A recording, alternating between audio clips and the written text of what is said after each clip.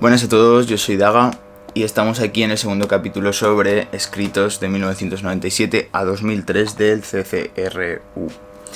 Y bueno, en el capítulo de hoy, si el anterior estuvimos hablando sobre, en un plano general, qué es el CCRU, la historia del CCRU, el impacto del CCRU y su concepto estrella, que es el de hiperstición, pues hoy me gustaría, y en el siguiente capítulo me gustaría tratar a lo mejor ciertos temas específicos,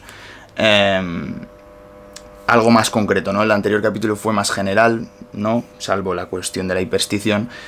Pero en este capítulo me gustaría tratar sobre todo la cuestión del geotrauma o la geotraumática y el axis o el concepto de axiomatic system. Yo creo que estos dos conceptos ya dan bastante miga para hacer un capítulo, y en el siguiente ya trataremos otros también que son importantes, porque tenéis que entender que el conjunto de escritos de CCRU es como una recopilación de textos, de artículos, no sé si llamarlo artículos, más bien diría textos, de naturalezas distintas, de formatos distintos, todos ellos con un hilo en común, o más bien o con una resonancia, podemos decir, común. Pero sí que es cierto que más allá de que haya conceptos que se trasladen, es más, por ejemplo, el concepto de axis que vamos a tratar hoy o el de geotrauma, reaparece en determinados momentos. Y sí que es cierto que de una forma parecida a como ocurre en Capitalismo y Esquizofrenia de Deleuze y Guattari, también encontramos que aquí CCRU hace esos saltos no conceptuales, mezclados con esa temática ocultista y esotérica, ¿no? Y tecnológica, en la cual los diferentes conceptos hay veces que se entrelazan entre historias o se entrelazan entre temáticas o problemáticas generales, ¿no? Un poco también similar como en Lovecraft, ¿no? Que hay como un universo. Pues también en el CCRU se crea como una mitología, un universo, un conjunto de formas de ver el mundo atravesadas por una serie de problemas y por una serie de concepciones, ¿no? que está dentro de ese universo que ha creado la CCRU. Así que bueno, el primer concepto que vamos a tratar es el de geotrauma, ¿no? El concepto de geotrauma es un concepto muy muy interesante que aparece realmente en Fanged Noumena, creo que en el segundo volumen, o sea que casi con total seguridad que este escrito fue hecho por Land, más que nada porque aparece en Fanged Noumena, si no, no aparecería. Y bueno, claro, a la hora de entender qué es geotrauma o la geotraumática, lo primero que tenemos que entender es que el formato en la que se nos habla de este concepto es por medio de un científico bastante reputado del MIT, con ciertos problemas mentales, o más bien con ciertos problemas vitales. Nos cuentan un poco su historia, un poco similar como un cuento de Lovecraft, pero pasado, ¿no? por un contexto posmoderno, posterior, tecnológico, ¿no? Digamos, el prototipo que podemos imaginar como de un científico de los años 80 o 90, ¿no? Un informático de esta época, ¿no? Obsesionado por la criptografía, obsesionado por cuestiones así cibernéticas, y que en cierto modo es el que desarrolla la teoría del geotrauma, ¿no? Entonces, mezclado con esta cuestión más estilística en la cual se nos habla de esta corriente, no sé si llamar científica, pero bueno, que al fin y al cabo presentan de una manera científica, ¿no? Porque como os digo, está todo enmarcado en un relato del profesor Barker o el señor Barker. Pues básicamente nos expone la cuestión del concepto del geotrauma, ¿no? Básicamente la teoría del geotrauma lo que supondría es un proceso en el cual, como dice el prefijo, ¿no? Geo, pues de gea, de tierra, ¿no? Pues que, por así decirlo, la existencia en un sentido ya no solamente ontológico, que también, sino en un sentido biológico, en un sentido geológico, pero incluso en un sentido lingüístico, es decir, se entrelaza entre sí a través de un inconsciente maquínico. Entramos aquí con Deleuze y Guattari en todo momento, va a estar muy presente Deleuze y Guattari, ¿no? Sobre todo en 1000 mesetas. Digamos, el concepto de geotrauma presupone un inconsciente maquínico, un inconsciente inhumano, el cual es traumatizado a lo largo de la historia digamos, no de la humanidad, sino de la historia de de la vida, del universo, de la existencia, ¿no? ¿En qué sentido? Pues de una forma muy interesante, ¿no? Y vemos aquí, por ejemplo, los destellos que pueden hacer inspirar al realismo especulativo los podemos ver de forma clarísima en la teoría del geotrauma. ¿Por qué?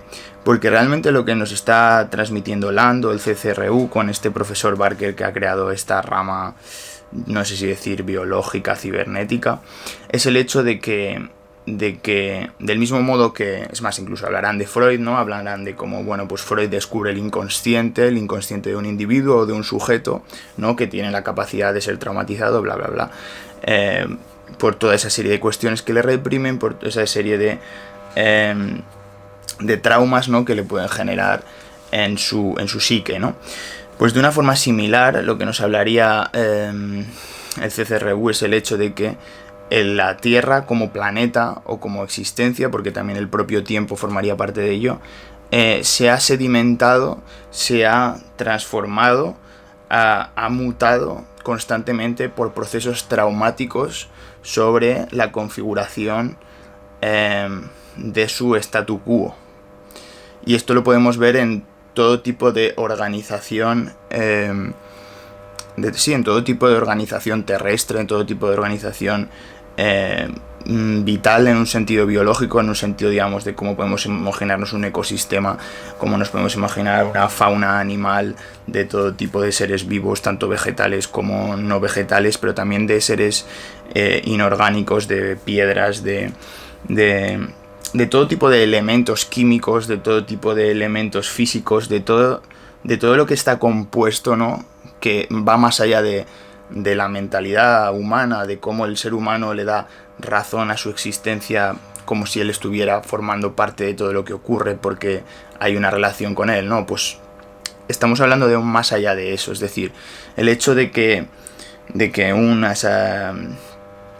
la composición de una arena, o sea, de la arena de la playa, se haya sedimentado en arena, ha tenido que haber un proceso de muchos millones de años como para convertirse esas piedras, ¿no? Con el choque de las olas, convertirse en arena, ¿no? Eso, digamos, podemos mostrar cómo hay un trauma, ¿no? Como hay un choque, como hay un proceso temporal y de inscripción podríamos decir, sobre el cuerpo sin órganos, ¿no?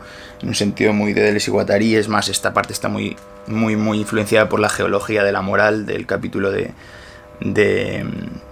1000 mesetas, que tenéis en el canal un vídeo hablando de ello.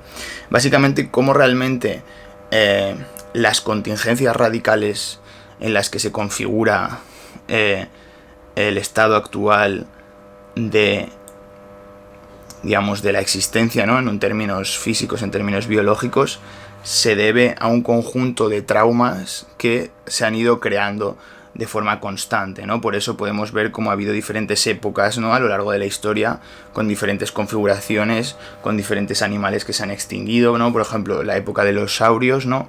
Dirá Barker, ¿no? Que hizo que se extinguieran. O sea, hubo un trauma en el que se colisionó y cambió la forma, ¿no? En la que realmente la existencia se daba de esa manera, ¿no? Entonces, lo que es interesante de la teoría del geotrauma es hacer que la sustancia o el sujeto deje de estar centralizado por el ser humano, en el cual el ser humano siempre es el objeto traumatizado en un nivel psicológico, ¿no? Desde las teorías psicoanalíticas, para pasar a ser la propia existencia, la propia tierra, el propio proceso, digamos, de generación de vida, ha tenido que pasar por un proceso de traumatización constante sobre sus propios elementos.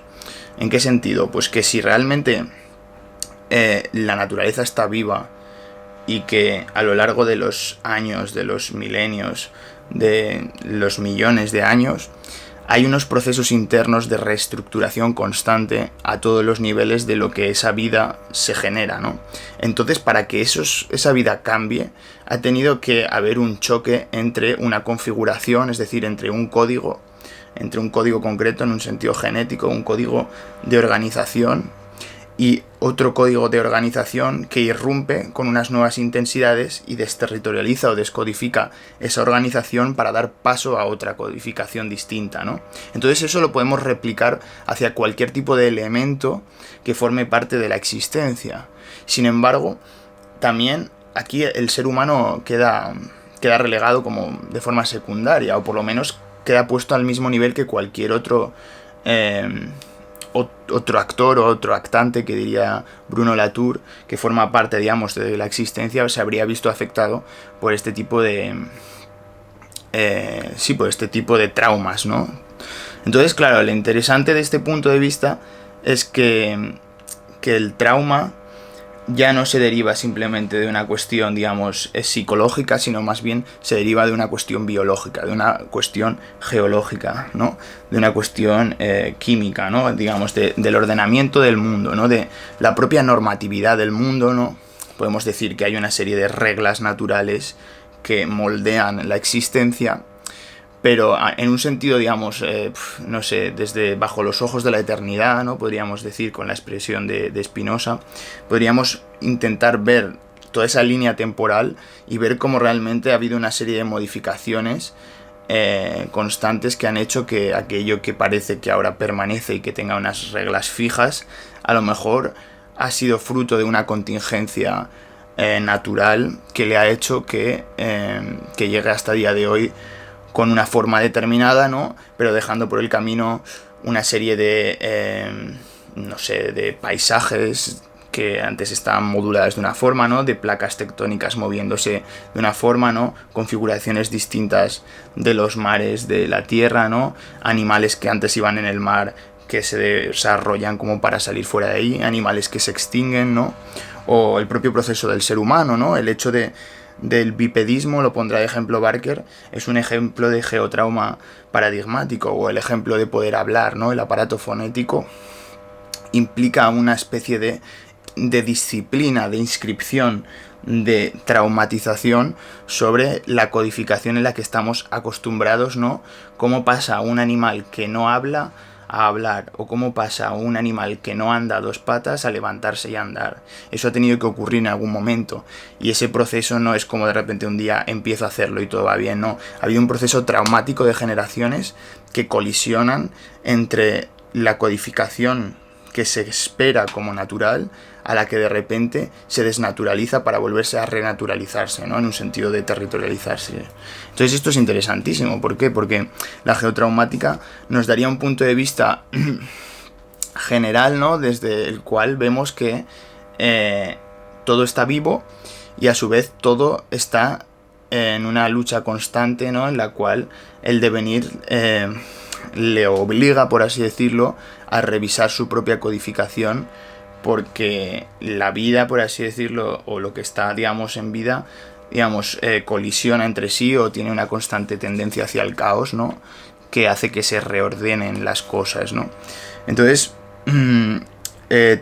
todo el punto de vista, digamos, de Barker, digamos que abarcaría, ¿no? La cuestión de cómo hay una constitución general de intensidades preindividuales que de forma anorgánica, ¿no? Es más, hablará en determinado momento, que me parece un concepto interesantísimo, hablará de semiótica anorgánica. Es más, os voy a leer la definición exacta de semiótica anorgánica. Dirá: estudio de ensamblajes parcialmente señalizantes, especialmente sistemas TIC. La semiótica anorgánica opera sobre un plano de contingencia de interpretación cero, donde los signos y las partículas eficientes no están segmentadas. Bueno, esto a lo mejor puede sonar un poco a chino, ¿no? Pero básicamente la semiótica anorgánica, que me parece interesantísimo el concepto, lo que nos vendría a decir es que, claro, entendiendo el punto de vista y volviendo al punto de la cibernética, ¿no? Recordemos que la cibernética entronca con sistemas cerrados que pueden ir desde algo plenamente cultural, como pueda ser un sistema democrático, a un sistema como pueda ser el de cómo se organizan unas abejas en una colmena, ¿no? Al fin y al cabo, todo tipo de sistema trabaja sobre sí mismo bajo unas reglas que le imponen. Entonces, todo sistema comparte con otro sistema, sea de la naturaleza que sea, una serie de elementos que hacen que que se retroalimente y que controle sobre sí mismo una serie de cosas, ¿no?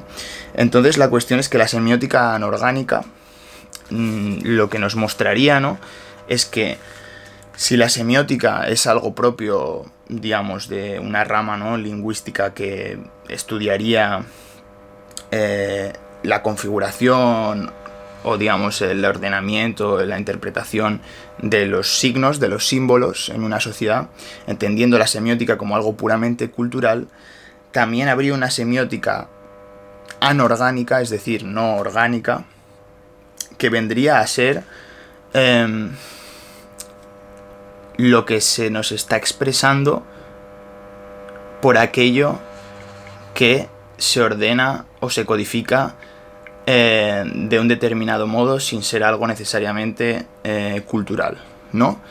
Todos entendemos que una señal de stop, o si yo hago así, pues estoy haciendo una serie de señales que son semióticamente un saludo o una señal que te diga que te pares, ¿no?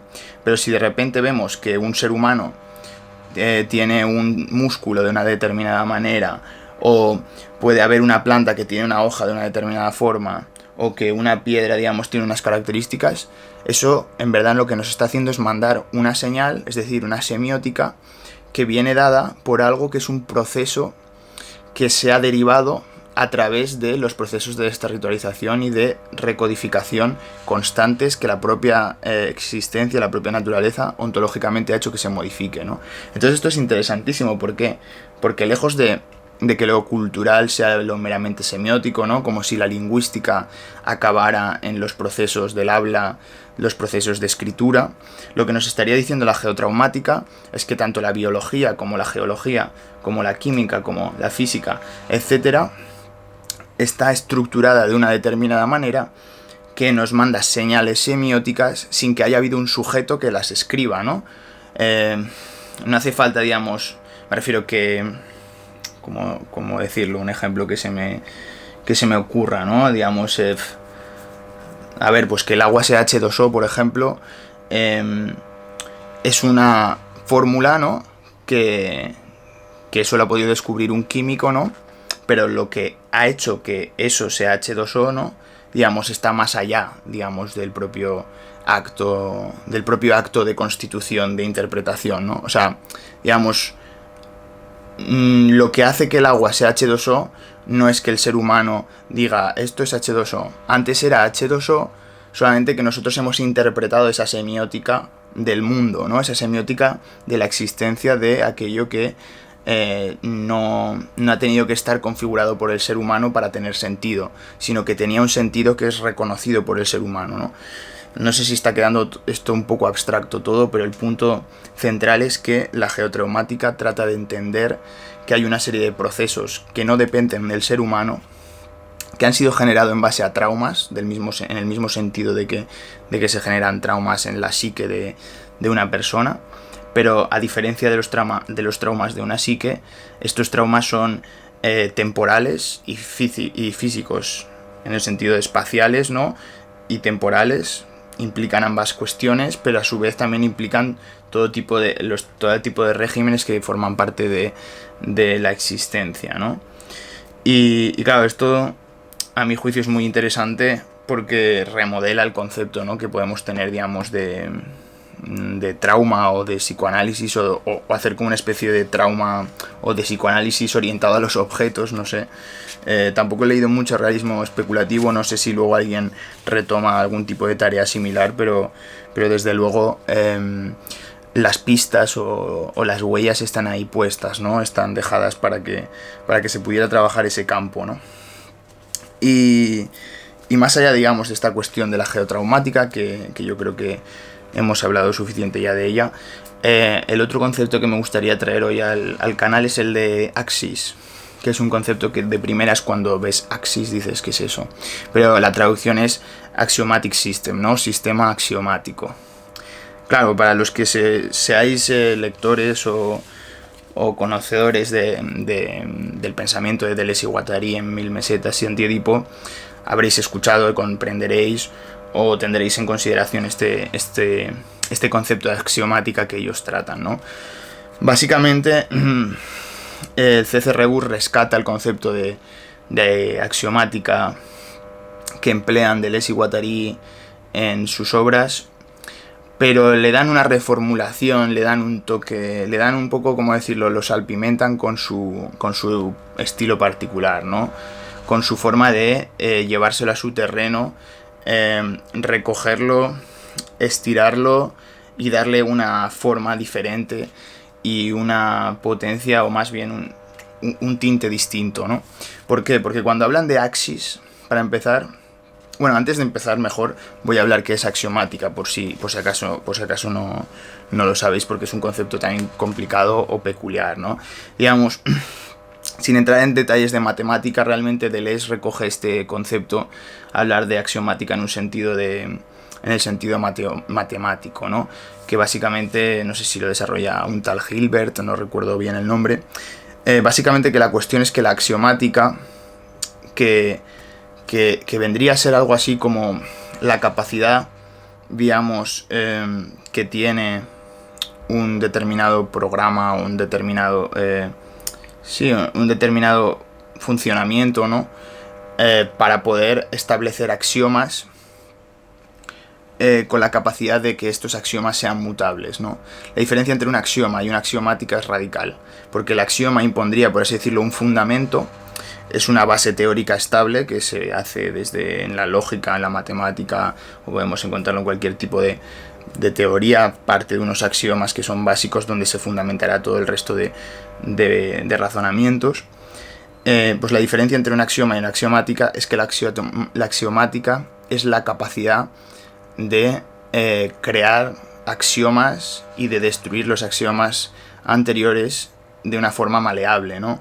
La axiomática implica, ¿no?, esa capacidad de un sistema como para revertir los axiomas que se han quedado obsoletos y trasladarlos o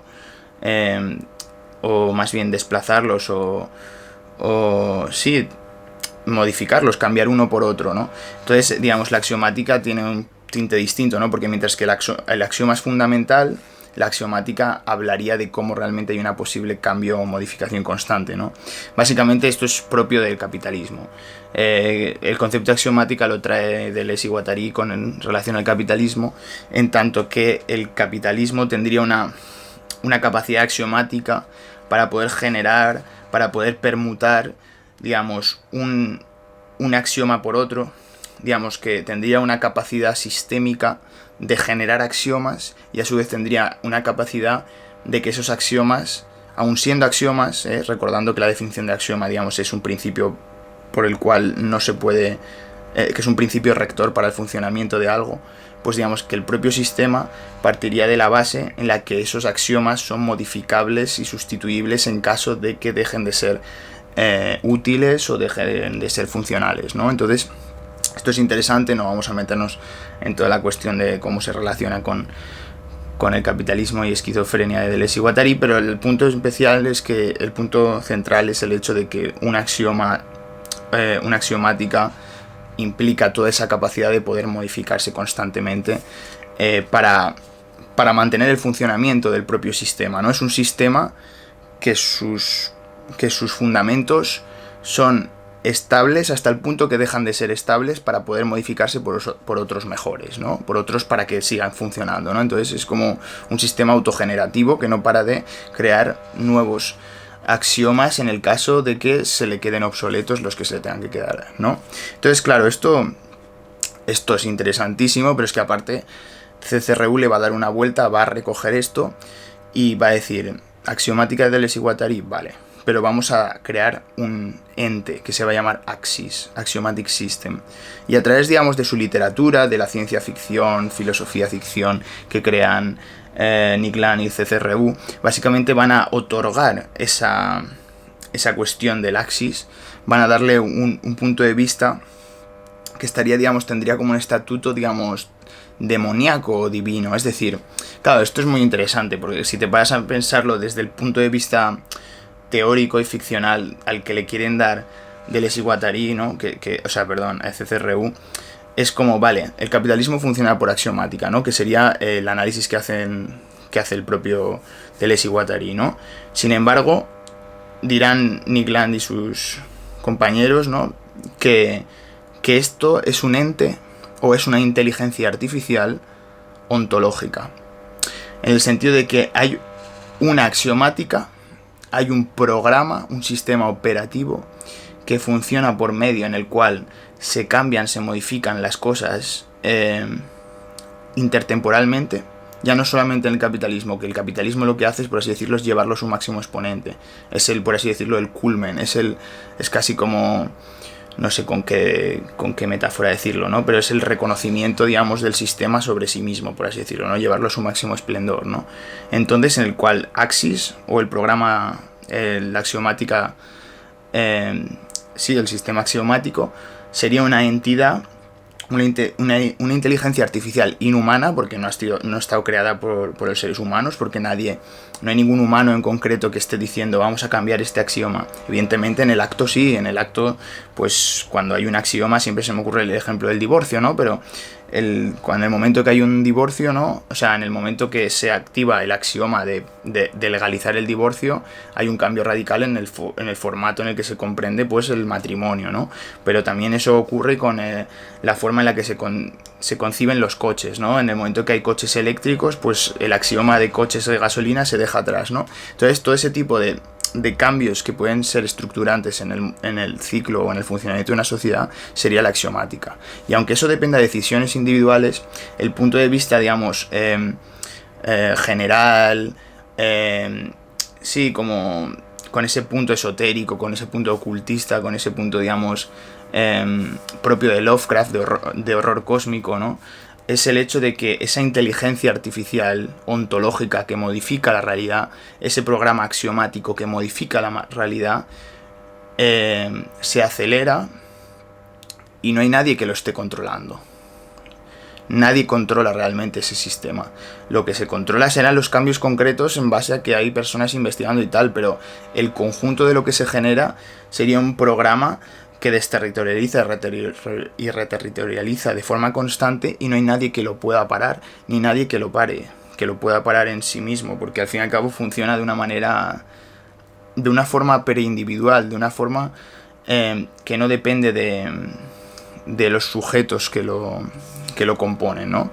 Entonces, claro, el punto de vista, digamos, de Nick Land y CCRU es muy interesante, ¿no? Porque aquí juegan mucho constantemente con la cuestión de lo divino, de lo demoníaco, en el sentido de que, bueno, esto lo hablaremos en el próximo punto, ¿no? Porque al fin y al cabo lo demoníaco no lo entienden meramente en un sentido de teología cristiana clásica, lo entienden más como aquello impersonal que escapa al razonamiento de lo humano, ¿no? Que está, por así decirlo, más allá de lo que el acontecimiento genera, ¿no? Sino, sí, eso que vertebra las cosas, pero que a su vez no se deja ver, por así decirlo. Pues en cierto modo el punto de vista, digamos, del CCRU con esta cuestión es de que hay una entidad, hay una axiomática que modula la propia existencia, que genera los cambios. Más que generar los cambios, es como que vertebra el conjunto de todo lo que ocurre, ¿no? Incluso llegará a decir en algún momento que el Axis, ¿no? El Axiomatic System será lo más parecido a un dios en caso de que pudiera existir un dios, ¿no? ¿Por qué? Porque es el propio funcionamiento de la totalidad expresada en su conjunto. Es el propio hecho de que las cosas se modulen y el hecho de que puedan cambiar constantemente, como ha podido pasar. Esto está en relación también con la geotraumática, porque esto no hay que olvidar que aunque antes axiomática se lleve a su máxima expresión en el capitalismo, en el fondo esa axiomática podríamos decir que está en todo momento histórico, ¿no? Porque del mismo modo que un ser humano puede empezar a gastar los pulgares y antes solamente tenía patas, pues también hay un axioma en el que se puede modificar el funcionamiento, la codificación de una cosa, ¿no? Entonces, claro, el punto de vista de Nick Land y de CCRU es interesantísimo, porque justamente lo que rescata es como de un modo como si fuera una especie, digamos, de agencia, ¿no? En el sentido de porque un agente, un actor, ¿no? Es el que tiene agencia, ¿no? El que puede hacer cosas, ¿no? Pues como si hubiera una especie de agencia inhumana, como un metasistema que configura el conjunto de las cosas que ocurren en él y mediante una especie de horror cósmico, ¿no? Porque aquí es cuando entra también toda esta cuestión también tan... Sí, más literaria, más ficcional, pero que a su vez también tiene un punto de realidad, ¿no? Porque en el momento que reflexionamos sobre la posibilidad de que eso exista como una especie de sistema, ¿no? De un axis, a la vez también te crea una sospecha, ¿no? Sobre la cual dices, y si realmente esto es como la semilla de nuestra destrucción, ¿no? El propio hecho de que haya un punto en el cual este proceso constante genere, por ejemplo, una inteligencia artificial que sea más potente, ¿no? Y nos destruya a nosotros como una especie de proceso evolutivo no teleológicamente necesario, pero sí que por el propio funcionamiento de sustituibilidad acabe generando, ¿no? Un proceso en el cual el ser humano quede obsoleto con respecto a un axioma nuevo que sería una inteligencia artificial o una superinteligencia artificial, ¿no? Entonces, todo este marco lo contempla el CCRU, ¿no? Porque juega mucho con esta parte, digamos, de... Estamos reflexionando sobre algo que no existe, porque la realidad es que... o sea, no hay una inteligencia artificial que nos vaya a superar a día de hoy, pero sí que es cierto que por medio de diferentes inputs de nuestra realidad, es como que le vamos a dar una potencia filosófica que muchas veces va a llegar a incluso a retorcerse hasta puntos de ser como... sí, de ser ciencia ficción, pero que te deje pensando sobre la posibilidad de que pudiera llegar a pasar eso, ¿no? En el fondo es un poco la hiperstición, o sea, si realmente el día de mañana acabamos extinguidos por la inteligencia artificial, realmente el pensamiento de Nick Land se coronaría como el culmen de la filosofía. ¿Por qué? Porque realmente habría demostrado que el concepto de hiperstición es cierto, ¿no? Y que en cierto modo el axis, ¿no? La propia axiomática sistémica nos habría desconfigurado como una especie de residuo, de un residuo que tenía que estar extinto como los dinosaurios o como un ser que es ontológicamente inferior a una inteligencia robótica y que por lo tanto de forma hipersticional nosotros no hemos podido evitar entregarnos a nuestro destino fatal, ¿no? O sea, es algo que en el fondo es terrorífico, ¿no? Aquí es donde entra la cuestión Lovecraftiana del horror cósmico, pero se configura junto a las cuestiones del avance tecnológico, de la cibernética y del momento vital que estamos sintiendo a través de cómo es un sistema capitalista con toda la complejidad que eso conlleva, ¿no? Entonces el pensamiento de CCRU, digamos, como que pavimenta un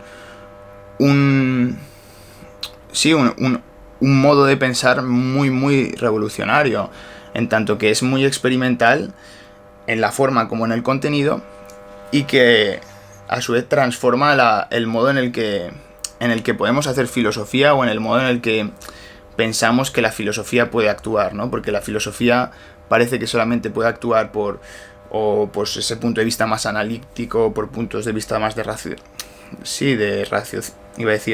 razonamientos analíticos, ¿no? O por otro lado un punto de vista más poético, ¿no? Y aquí en verdad, más allá de que haya un punto muy poético en esto, ¿no? Aunque también haya razonamientos, más allá de esa síntesis, lo que nos vemos es que también hay un lugar para la ciencia ficción, o hay un lugar para hacer una teoría ficción, ¿no? Es una faceta de la filosofía que por lo menos... Claro, evidentemente todos hemos podido leer a Borges o cualquier tipo de pensamiento literario que tenga puntos de filosofía, pero es que esto no es lo mismo. Estamos hablando de realmente algo que pretende ser filosófico, pero a la vez pretende ser ficcional, y que no llegue a ser ninguno de los dos o que sea los dos a la vez, ¿no? Se encuentre como una especie, digamos, de ambivalencia de estatuto, ¿no? Es como que uno lee algo que sabe que es mentira, pero a la vez es verdad, pero a la vez tampoco te lo puedes tomar totalmente en serio, ¿no? Pero a la vez debes tomarte más en serio muchas cosas de lo que tú piensas, ¿no? Entonces yo creo que este juego tan interesante hace que CCRU se corone como un nuevo formato o como un momento en la historia de la filosofía contemporánea que aporta una serie de cosas que son muy novedosas realmente. Así que bueno, no tengo nada más que decir para este capítulo. Dadle like si os ha gustado y nos vemos en el próximo. Chao.